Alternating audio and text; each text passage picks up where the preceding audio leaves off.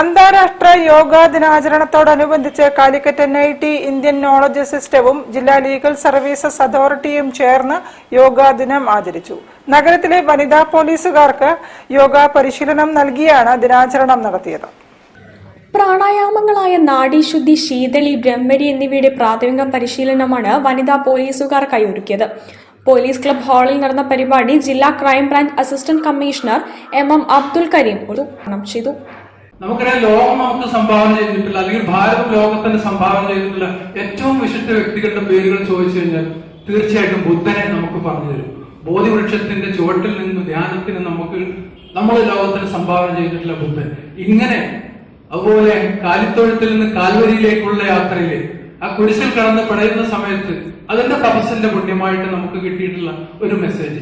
ഇങ്ങനെ ധ്യാനത്തിന് നമ്മൾ കണ്ടിട്ടുള്ള ഒരുപാട് മേഖലകൾ, സമസ്ത മേഖലകൾ നമുക്ക് ഉണ്ട്. അപ്പൊ ഇതെല്ലാം കൂടെ സന്നിവേശിപ്പിച്ചിട്ടുള്ള ഇത്രയും പുണ്യമായിട്ടുള്ള, ഇത്രയും പവിത്രമായിട്ടുള്ള ഒരു കല അല്ലെങ്കിൽ ഒരു പ്രാർത്ഥന അല്ലെങ്കിൽ ഒരു ആരാധന, ഇതാണ് തീർച്ചയായിട്ടും എന്റെ മനസ്സിൽ യോഗ എന്ന് പറയുമ്പോൾ ഓടി വരുന്ന ഒരു കാര്യം.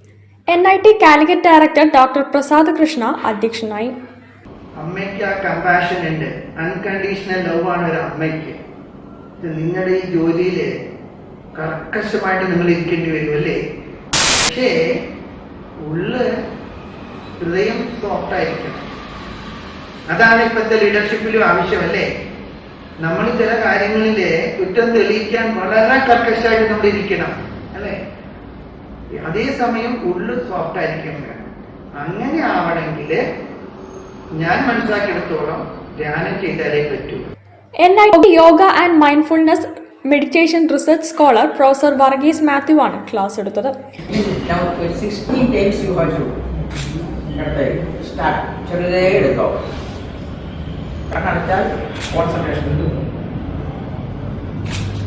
പോലീസ് ഉദ്യോഗസ്ഥരായ പ്രേമൻ മുച്ചുകുന്ന്, ഉമേഷ് നന്മണ്ട എന്നിവർ പ്രസംഗിച്ചു. 50ഓളം വനിതാ പോലീസുകാർ പങ്കെടുത്തു. News bureau, Kozhikode. LICയിൽ ഒഴിഞ്ഞുകിടക്കുന്ന ആയിരക്കണക്കിന്